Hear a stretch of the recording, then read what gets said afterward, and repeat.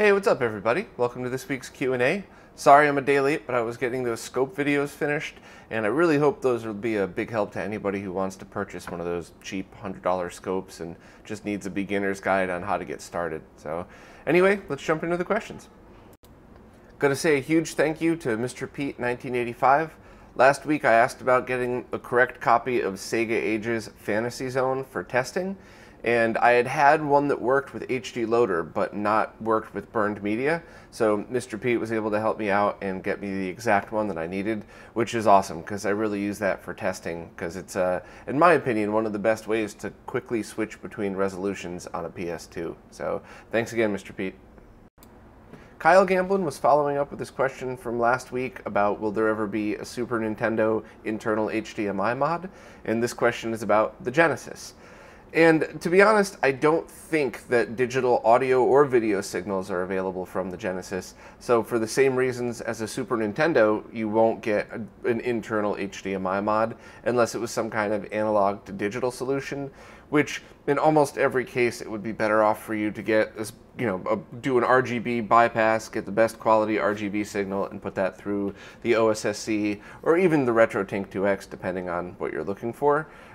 Firebrand X chimed in about hopefully there'll be an FPGA solution, and I agree, but remember that the FPGA solution is only as good as the person who makes it.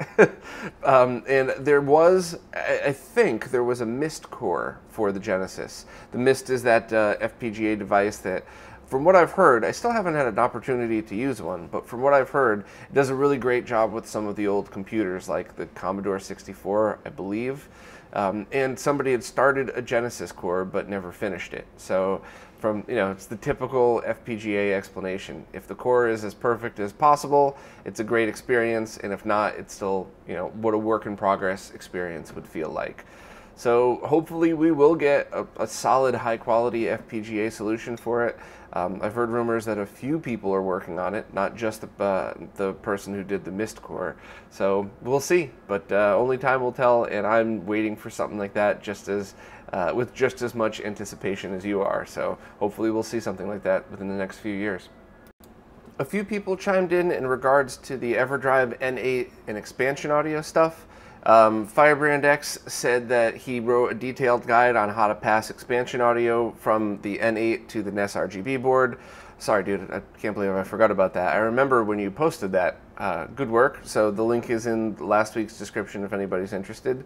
And Jordan Chaston chimed in about the expansion audio does work out of the box for Famicom games on the Famicom N8, but the sound channel levels are off compared to the original Famicom, so some people do a mod to correct the levels. Stuff like this gets very confusing. And I thought in my head last week, I thought I knew exactly what the answer was, but sometimes things change, sometimes people find better solutions, sometimes there's multiple solutions to the same problem that there's no better, it's just preference. So thank you guys very much for chiming in. I really want to get this, these pages on the site caught back up. I just got to find the freaking time to do so. So thank you very much for helping me out with answering those. David Kenyon was asking if there's any good sites or videos on how to wire one of those MC Cthulhu arcade sticks for use with Genesis and Neo Geo as well, like the one Ben did for me. And I don't know, and I don't think so. To be honest, I don't think many people have ever wired it the way Ben did. When I say many, I mean compared to how many people have that stick versus how many people went through the wiring. I'm sure there was a whole bunch of people that did it like that, but I don't know of any good guides. And like I just said about the Famicom EverDrive stuff, I wish I could do more guides and videos on these things. And the only problem is time. I would love to help anybody out who has the skills to do these, who maybe are into making videos, or just simply don't want to spend a lot of money getting equipment. I totally get all that, and I wish I could be the person that just shows up and, with a bunch of cameras and does it all and then makes a page on it. But to be perfectly honest, to do a video for something like that is a video and a page is minimum 2 full days work, probably more though. And when you do a video with somebody else, if I get into the editing and realize like, oh man, I showed everything but this, I can't just like go over here, grab the thing I was working on and take more footage, then I gotta go back, have the person come back over, go to their lab, whatever it is. So I want so badly to work on more of these things, but there's just not enough hours in the day. So hopefully sooner rather than later, I'll be opening up the site to contributions. A lot of people have already been helping and submitting stuff, and things like capacitor lists, which I'll start posting very, very soon, because at least those are somewhat easier. So, you know, to answer your question, I wish my site was the good site with video on how to do that, on how to make those arcade sticks. But I'm trying and I'm getting there, and hopefully I could figure out a way to open up the site to people to post their own guides and stuff on this, to make it more of a community effort, so that I don't have to have a site that's outdated because I can't keep up with the work. But I wish there was a time machine or a way to clone myself or make more hours in the day or something. But I promise I'll get to as much of this stuff as quickly as possible, and I'll see if I could talk to some of these people who have been making incredible stuff like this, and see if they would be able to post pictures and do a post on the site as a result of all that stuff. Louis Cesarin asked if I could explain the different models of Extron crosspoint switches and which one is typically seen as a good value. Well, I got to start off by saying there's a ton of different models, and I'm not sure if we're going to ever stumble across one that does something weird. So the advice I can give is general advice. You should be okay, but please just keep in mind that there are so many different models. You know, there's a small chance that maybe you could pick one up that does something different. But from what I've seen and from my personal experience with them, there's a few tips I have about these. First, when you look for a crosspoint, look for ones with the audio connectors as well, because even if you have a completely separate audio setup, the prices are almost always the same, and it's a good thing to have. They're the Phoenix connectors, I believe that's what they're called. So you would either need to get cables with those, buy adapter cables, or you could use Renee from DB Electronics open source design, where you just have a bunch of boards made and then solder in some connectors, which is actually a pretty darn good first soldering experience thing if you ever wanted one, because you know, they're big connectors, big pads. Maybe it's a fun little project. But number one, definitely get the ones with audio built in. Number two is keep in mind the size of these things. So I would love nothing more than to buy the 32 by 32 version, but it's almost as big as a 20-inch Sony PVM RGB monitor. I mean, they're huge. So if you have the space for it, maybe just get the biggest one they have, and you never have to worry about running out of ports. But the other thing is, I would always try to get the ones that fill up as many available ports as possible. So I very often see the model that's a smaller sized, physical size, that you can get with 4, 8, or 12 ports. But if you buy the 8-port version and you look at the back, there's just a bunch of empty ports where, you know, you could have had more. So it's the same physical size, but ports missing. So unless you get a great deal, because I've seen people find crosspoints for like 10, 20 bucks, at that point, grab it. But if you're going out looking for one and you're going to spend some money, I would always buy the ones where you have as many ports as possible in that one package size. So for the medium-sized ones, I would get 12, which I believe is the maximum. And I personally, even if I wanted a crazy setup, I would only use maybe 4, 5, 6 total outputs, even if I wanted to go nuts. It's the inputs that would matter. So if you find one with 12 inputs and 2 outputs, you know, I would say go for that as well. But other than that, I mean, the only other tips to worry or to think about, some people try to get creative and run audio through the HV jacks, so they have component video and RGB and then audio through those. That's not going to work. The switch won't pass it. So make sure to get the one with audio and the Phoenix adapters. Component video works fine. And the only other two things to remember is most of these require C-Sync on the inputs.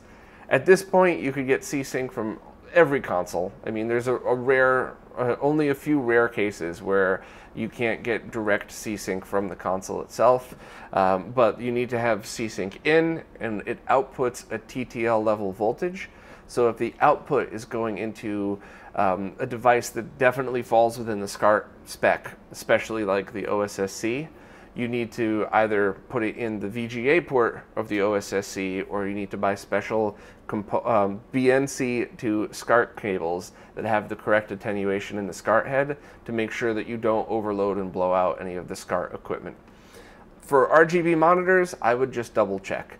I've seen some PVM specs that could accept an insane amount of voltage for video signals, and you'll never have to worry.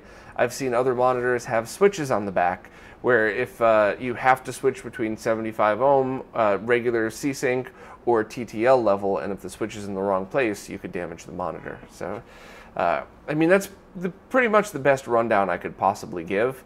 I have never stumbled across a scenario where something else would come into play. You know, C-Sync in, you get TTL out, get the ones with audio, try to get the ones that are the most efficient, as many ports as it can. And I've never run into any weirdness, but just keep in mind that, you know, you're getting used equipment, hopefully, because I think they're thousands of dollars new, so definitely look for them used. And, you know, there could always be a weird use case, but I think that's a pretty safe recommendation to give. It's a Serial Wow was asking a question about component video into an RGB monitor.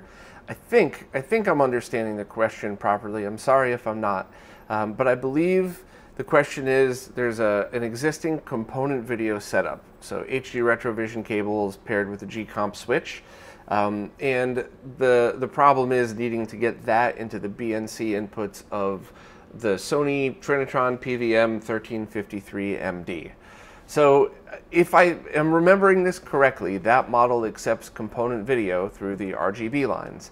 And if that's the case, all you would need is good quality cables going from the G-Comp switch over to the monitor, and then some adapters. So if you don't mind spending a little extra money, I would actually recommend the HD Retrovision component video cables, just the straight RCA to RCA, because they're really high quality. And then on the ends, use some very high quality RCA to BNC adapters. I could leave links to both of those in the description, and that should be it. You'll have to play with the buttons on the front to make sure it's set to component video mode and not RGB. You'll probably have to toggle the sync button as well. But that should be all you have to do, and that certainly is all I had to do on my 20M2U. If you're talking about conversion, please ask again, and I'll get a different answer for that. But I think if you just want a really high quality solution, do that.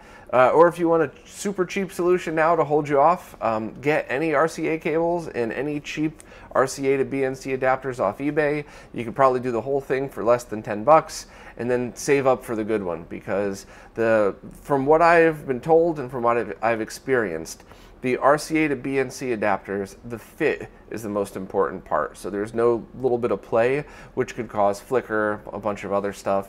And hopefully we all know the difference in quality of cables now after ranting about them for years. But I'll leave those links in the description, and I hope I understood the question properly. Mike W. was asking about an HDMI input lag tester. Yep, that's the Leo Bodnar tester. That's something that's proven to work very well over the years. It is something that's digital only, so you plug it directly into the HDMI port, and I believe there's 720p and 1080p versions of it, and that's a perfectly good way to test flat screens. The methods that I always talk about are really specifically designed for retro gamers who want to use their existing equipment. And I also always want to try and teach people how to test things like, will Super Nintendo work with it? If you have the HD Retrovision cables, will the component inputs read it as 240p or 480i? So if you're looking strictly for an HDMI lag tester, those are fine. They're pretty accurate. Just make sure to read up on the manual, make sure to hold it in the right place on the screen, or you'll get different readings and stuff like that. But yeah, they're great. Just the methods I choose are a little bit more, a much more visual demonstration when I'm shooting the videos, and there are things that some retro gamers can already use their existing equipment to do the same lag test. Mike Zip responded to my question to his question about, I wanted examples of the CGA graphics standard that we might use in the retro gaming world, because I knew of them for computers, but I didn't know if there were any consoles that used it. And Mike's question was, will that work through the RetroTink 2X? That's a great question. I used to have a Tandy 1000, my old childhood computer. I gave that to Justin, aka the Goodwill Hunter, because I could not bring myself to throw it out or sell it. I wanted it to go to a good home, and I don't know if that's out or if it's packed up yet. So I'll see if I could talk to Justin, and hopefully if he has time, I know they're about to have a baby, so probably not, but if he has time, I'll ask him to fire up the Tandy, stick it through the retro tank, and see what comes out the other end. But if not, if anybody else has the retro tank and a CGA console, that would be a cool test to run just to see if it's compatible. Brian Harmon asked if I knew of anyone who has made a beginner level video for BVM or PVM CRT use. No, but that is definitely something I want to work on. I think a lot of people get a little too complicated. Me. And I think some people skip over really important parts and they try to make an easy video, but it's not. It's just as weird and convoluted as me. And I'm not taking shots at other YouTubers.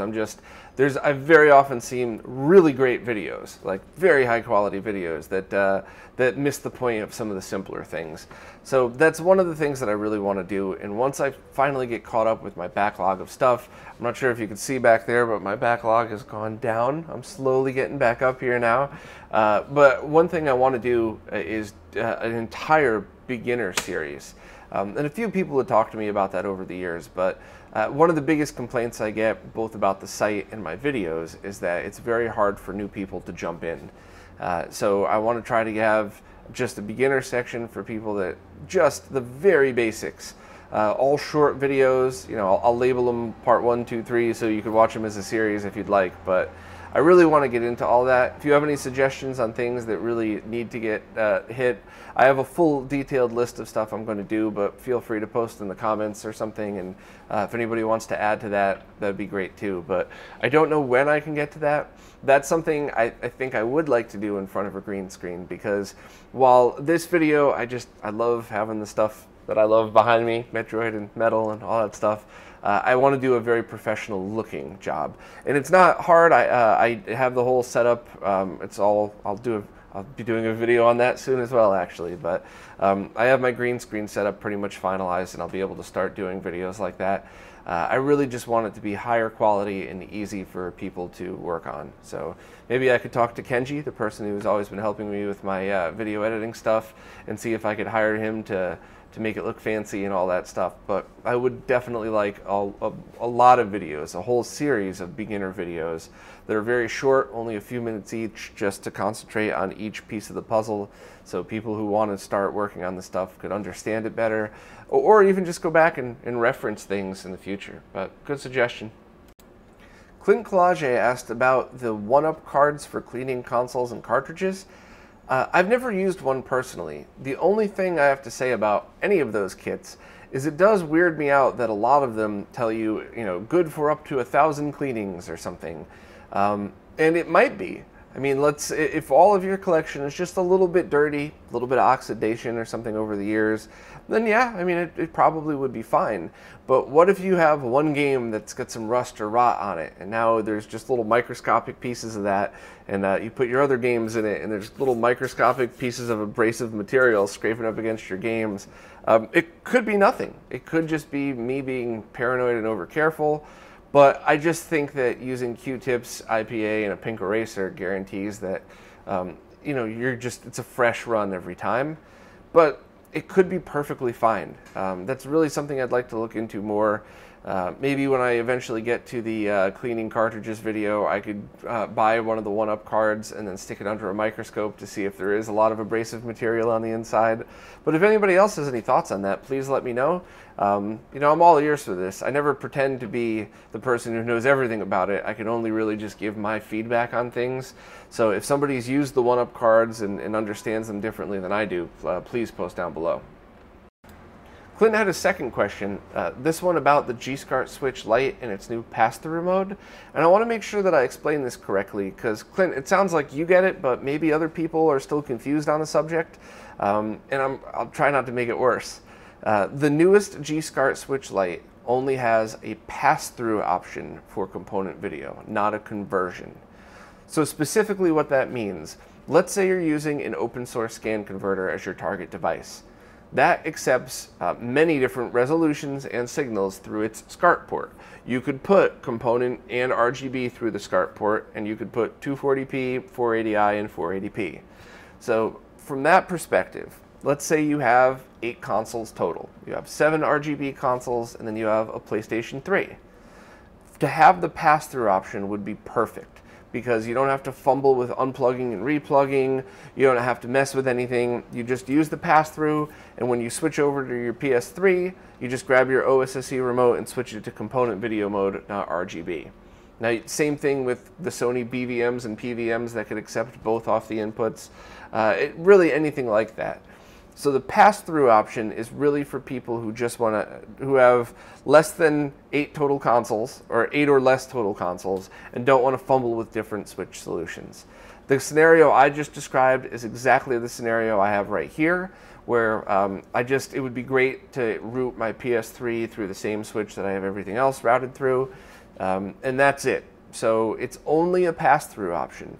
You mentioned the Garo, and what I have seen many people use the Garo for are devices, target devices, that do not accept component video.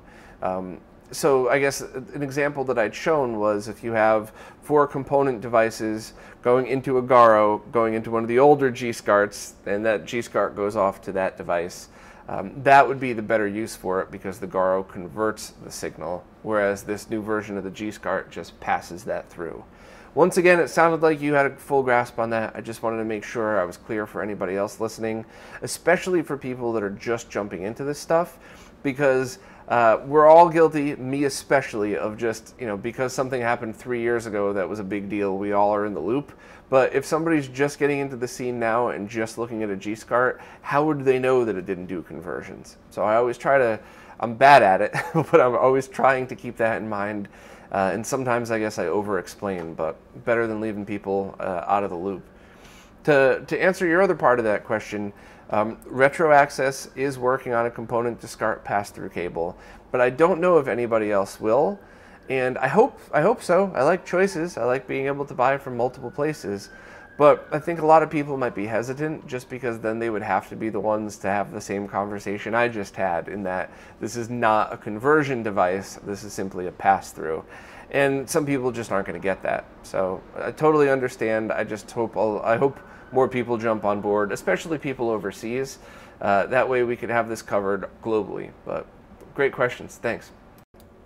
Conrad Klaus had a good question, but my answer is 100% opinion. So please keep this in mind if you're listening. This is just an opinion. There is no fact behind any of this. These are just my thoughts on this. But Conrad pointed out that I'm not really a big N64 fan, and wants to know what, in my opinion, are the consoles to have, or the consoles that are worth skipping. So the worth skipping part is a much easier opinion to explain. I would only, if you're in a situation where you have limited space, limited money, limited anything, I would narrow down what not to buy with consoles that you can get the same experience elsewhere. The Jaguar, for me, is a bit of nostalgia from a story that I told a while back, but it's also because with the spinner controller, that version of Tempest 2000 is definitely the best. So if you love that game, and you don't mind also buying a spinner controller, yeah, definitely, pick up the Jag just for that. But to be honest, I don't really know if there's any other game on the Jaguar that you can't have the same experience anywhere else that's a good, great game.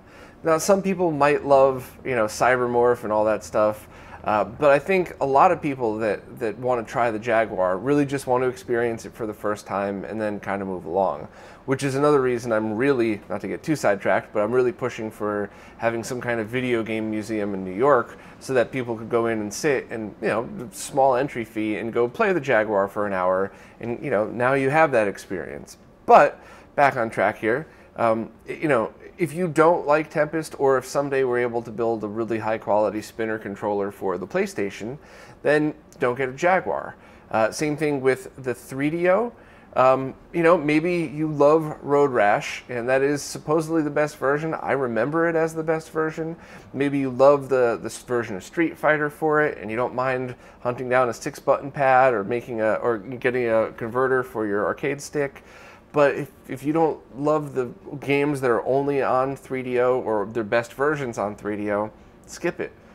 CDI, that's really one, in my opinion. Keep in mind also, this is gotta say it again, only opinions. The only reason to get a CDI is if you want to mock it. The Zelda games are terrible. All the games are terrible. There's inherent input lag in the way the software works. So let's just say if there were an identical game on a different console, it would play much worse on the CDI.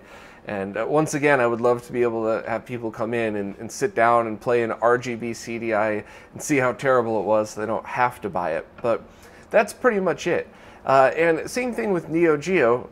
I think that's a great console. But to get the best possible quality out of it, there's a bunch of mods you have to do. It's super expensive. So just see, are the ports of those games on other consoles you already own good enough for you? So that's the other side of things. The ones that are worth skipping just comes down to, you know, are you a collector or are you a gamer? If you're a collector, buy them all. If you're a gamer, or a little bit of both, just pick whichever consoles have the experiences that you want to have, and skip the ones that you don't for now. The must-haves, I mean, that really depends on, I think it would really depend on your favorite style game and how old you are. Because if somebody grew up with the N64 as their first console, they could look past its shortcomings the same way people could look past an Atari 2600 shortcomings if that was the era they grew up in. So the must-haves are the ones that are most important to you personally, but as far as experiencing a really high-quality game library, I guess that also depends on the games. So for me personally, you know, if I had to choose one console, it would be the Super Nintendo. If I had to choose that, it would be that and the Genesis, which you're also cheating a little bit because you also get Master System games with the Genesis and all that stuff. But, you know, I think those have always been my two favorite, with the NES coming in close to that, and I guess the Master System as well, because while most Master System games that have other ports, you know, you can get a better version of it, but there are a bunch of really cool ones on there, you know. So like Space Harrier, the Genesis version and of course the 32X version and Saturn version looks incredible, but I love Space Harrier 3D, even with its 8-bit graphics and, you know, everything else. So really, it just, the ones that are a must-have, in my opinion, would be whichever one you grew up with, and whichever one has the, you know, all of the games that you really want to play. But this is something that I wish Scott was around for this one, because I think even though we grew up together and we both loved the SNES, I think one of his must-haves would be the Atari 2600. And I think he would have a completely different opinion on everything as well. So all of that was just opinions, not facts, and just suggestions. But that was a very cool question, and who knows, maybe I'll have Scott or somebody else on to have a fun little debate about that at some point. Pete from Monkey had a few questions. Now every time you pop up, I'm just going to pronounce it each different way you told me you say it. But 2 questions. I'll answer the easiest one first. He said he didn't realize the Bluetooth Retrobit pads, the Sega ones I'm assuming, have a different form factor.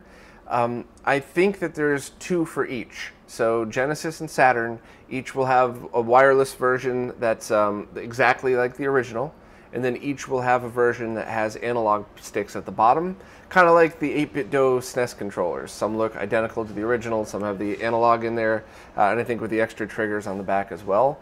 So I believe you have a choice of both. I think the one with the analog pads are, I think that might be USB only, but it wasn't too clear from the press release. On the other side, the more complicated question is, what are your thoughts on testing wireless controllers for input lag? So, you know, there's a lot of factors. How many, you know, how are you testing? Are you writing a game or custom software? Just controller testing alone gets a little bit confusing and kind of overwhelming. But here's something that you need to keep in mind, is that if you're testing wireless controllers for lag, it's, you know, you also might have to consider the situation around it. So if you had a controlled environment, you know, if you were in a house in the middle of nowhere, turned off all wireless networks and did that test, it might be identical to a wired controller. But bring it to a place like I live right now with a gazillion people right around me, in an apartment building, looking at other apartment buildings. Each apartment itself has a wireless network. Everybody's got a phone. There's devices, microwaves. I guarantee you're going to get different. You might get different results every time you test it, and that's something that I run into all the time and have run into ever since I moved to an apartment from a house. In that I'll use wireless controllers and everything will be fine. And then, I'll just be running in Mario, and all of a sudden Mario will stop running and then start running again. And that was just a quick wireless interference, cutting off the signal and then it resyncing up. And I don't know if there's anything you could ever do about that. And it's going to happen with Bluetooth or 2.4 gig RF. I think it would happen more with RF wireless, but it's just something that I don't think most people should count on 100% for retro consoles. I say this, and I have hardcore gamers tell me that they've completed, Mega Man 2 with the 8BitDo Bluetooth controllers. I have people tell me all the time that they don't feel any lag. But for me personally, I rely on wireless controllers for testing. It's so easy just to go over, like I can walk over right now, flick on my Genesis, flick on the OSSC, come over here with my Crix controller, and on my computer, capture game footage, go through menus. It's perfect. But for me personally, when I'm sitting down gaming, I have extension cords for all my consoles now. I'm going wired just because it's so rare I get to sit down and really just enjoy a game. I'm not testing or getting game footage. I'm just enjoying a game it would really piss me off if it blipped once and once only.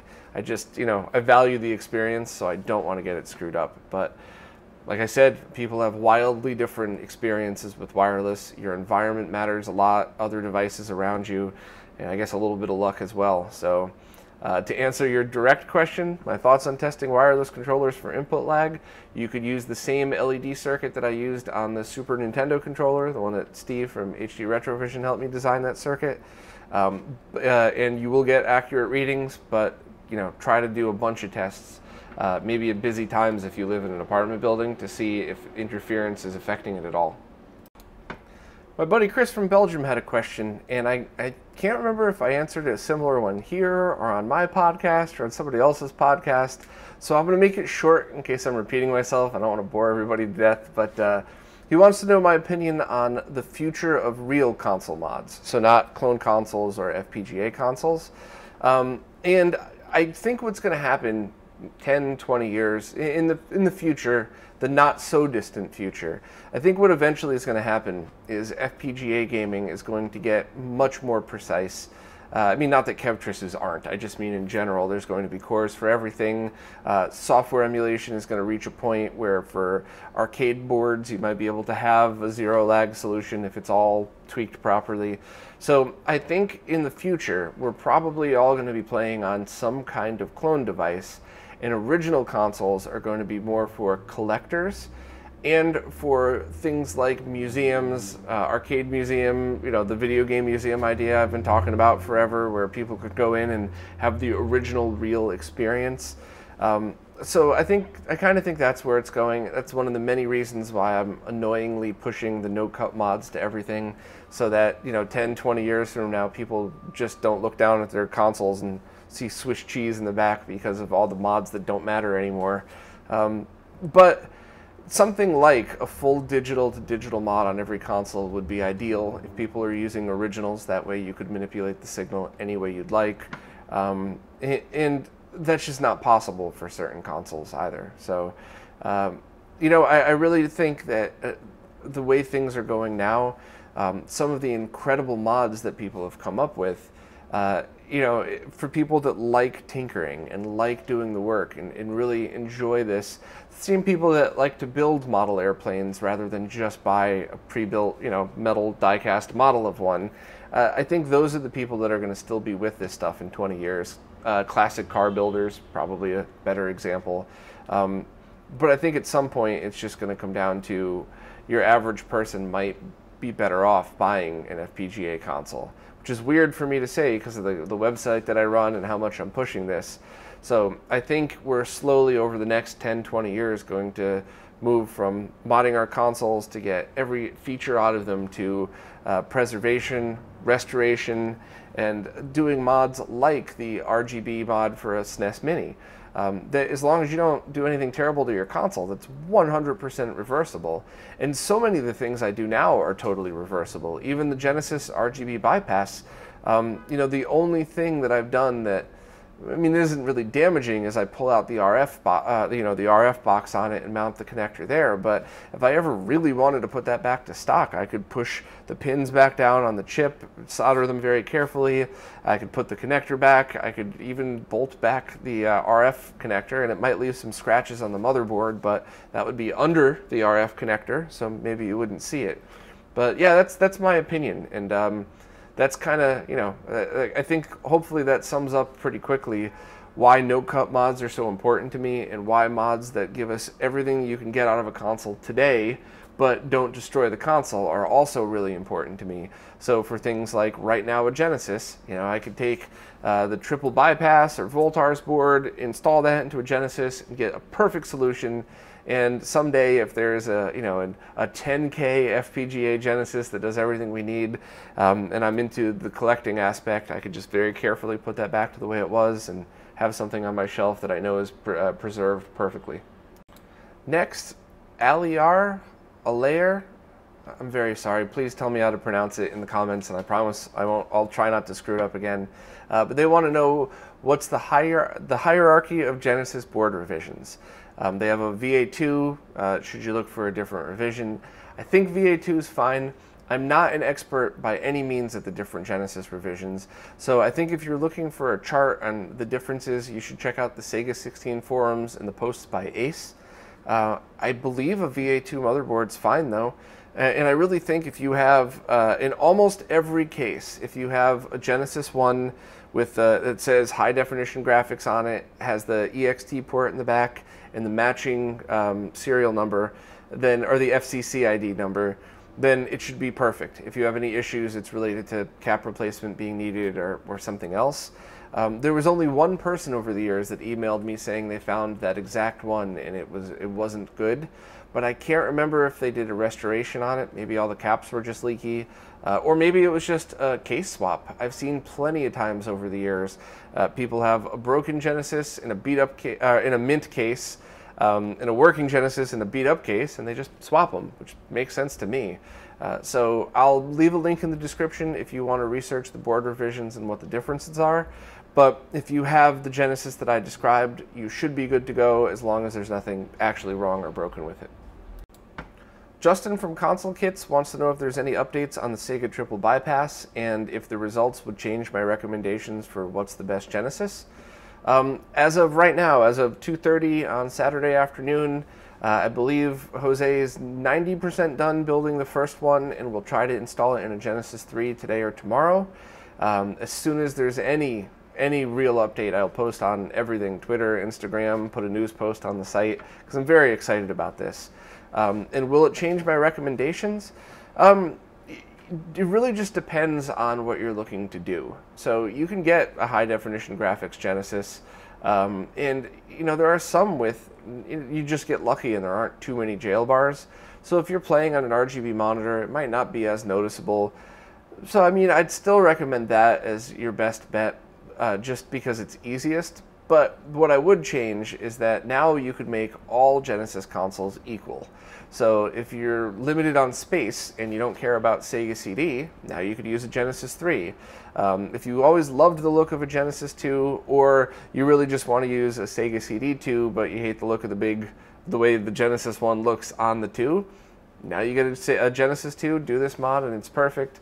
So I would absolutely update with a very exciting post that now everybody has choices, and as long as you could buy the boards pre-made, because they're pretty hard to assemble, installations aren't too bad at all. Harder than just an RGB bypass, but not too terrible. And Justin had an idea. Wonder if adding a nice table on the Genesis page would help. Yeah, I mean, once everything is settled, I really want to go back and start reworking all of the pages, and I want it to be so easy. So if somebody just says, out of the blue, not knowing what retro RGB is, not knowing what RGB or any of this stuff is, I just want it to be at a point where somebody can go, hey, I used to play Sega Genesis, what's that like now? And just go to the page and understand exactly what they need. Just start out, are you playing on a flat screen, or would you like to get a tube? Original hardware or clone hardware, and but I'll get to that. Unfortunately, it seems to be you know, I've been putting as many hours as humanly possible into this, and I have to choose. So I work on the website and don't make videos, or I make videos and work on the website. But either way, schedule is pretty full. So actually, if it wasn't for you, Justin, I would never have this new website up. So thank you very much. But I would love to get to that all at some point and really, really make maybe not a table, but just some kind of easy way to access all the information as possible. But yeah, and if you couldn't tell already, everybody watching, I'm still really excited about the Sega Triple Bypass and can't wait to start testing. Buster D had a question that my answer is going to be a guess. So before I even read the question, I want to give fair warning. Buster has a WonderSwan crystal with a button that stopped working. Tried contact cleaner, aluminum foil, and replacing the buttons with a different one, but nothing worked. What about conductive paint? So my gut would say maybe it's not the button, maybe it's the traces to the button. So is there a leaked capacitor that leaked out and rotted a trace? Was the whole thing oxidized on the inside? You know, I would really check where those button traces end before I did anything else. Especially, you know, conductive paint might be a little bit of a permanent solution. I've never used it, so maybe it's not, but I would trace that out elsewhere on the board and see if it's a problem down the line somewhere. Other than that, I don't know the answer of fixing the trace. I just would try to approach it from a completely different perspective. Don't think about the button, but wherever the button goes to on the board, and try from there. But please post down below and let me know what the solution ended up being, because it's a pretty interesting problem. The last thing is a comment from Fuda from the Shmups forums, a person who has been tremendously helpful over the years to everybody, and without him, my website certainly wouldn't have existed the way it does now. I guess he's been watching these Q&As as they go public a month later, and he emailed me about the question regarding rotating to Tate mode, Tate vertical orientation, however you want to say it, but he had a bunch of great info and pointed out that we'd already talked about this stuff over the years, and I just seem to have forgotten all of it, which I did. I'm sorry. I'm getting old and I've been a little overwhelmed lately, so I'm trying to keep up. But I wanted to pass on what he said because I thought it was awesome, and I hope that the person who asked the question is still listening to these so I could pass on the info. But lag-free rotation isn't possible since you'd need the source to complete a whole frame if you want to output that same frame after rotation. So that basically means that if you're outputting, you know, you have to draw the full frame, then it gets rotated and pasted to the screen. So it's always about one frame of processing lag added using it that way. Units that can do this include the Silicon Optics Image Anyplace processor, I'll put a link down below, as well as some that can take a progressive signal like the Aurora Dido Jr. and the DataPath X4. Also, a lot of the newer Kramer scalers like the VP794 and some other cheaper units could do the same thing. And apparently that Kramer will also allow curvature effects to the image, which apparently looks really awesome. I've never seen that one, so that's kind of impressive as well. So, you know, I really just wish I had more time to update the site on all this stuff, because this is great info, and I should have known it, I should have remembered it, and I should have already had a page for people that need to reference this. So once again, thanks very much to Fuda. I'm sure I'm pronouncing it wrong. I'm sorry, dude. But thanks very much for the info, and for anybody watching, I will post the links to that in the description. And at the very least, I hope to have some sort of, even if it's just a quick reference page where I copy and paste what he said and then link back to his site. I just want one quick reference page for stuff like this, because I think a lot of us enjoy playing games vertically like that. And in fact, that 14-inch PVM back there, it's still a little messy, but once that's all cleaned up and back to the way it should be, I'm going to have that set up so that at any time I want, I could just flip it, and I'm going to have a Raspberry Pi box going into it. And the new RGB Pi hardware and software, the new software image has a spot for Tate images. So you could actually go and play all of your games normally, and then when you go over to the vertical section, you could play those games and it automatically rotates the picture. So I think that would be pretty neat. And you know, You could obviously do that with a 20-inch monitor as well, but with the 14 inches are way lighter and way less space, so I could very easily just flip that whenever I want to go back and forth between vertical and horizontally oriented games. But I like stuff like this. I hope to get back into it and put more info out there. But you know, if you're watching this again, maybe a month from now when it airs, thank you again, Fuda. Really appreciate it, and I still got to get you on for an interview at some point. All right, that's it for this week. Thanks so much for everybody who participates in these. For anybody that's new to the Patreon channel, please post your questions for next week down below on this week's Q&A post, the video that you're watching right now. I lock all of the comments on YouTube so that this really is totally centered on the Patreon subscribers. And I still make them public about a month after they air, just so anybody who's interested can watch them. But I really just want to show my support for everybody who shows their support to me, because there's no way this channel and this website could still be going the way it is without all of you guys. So thank you so much, and I'll see you next week.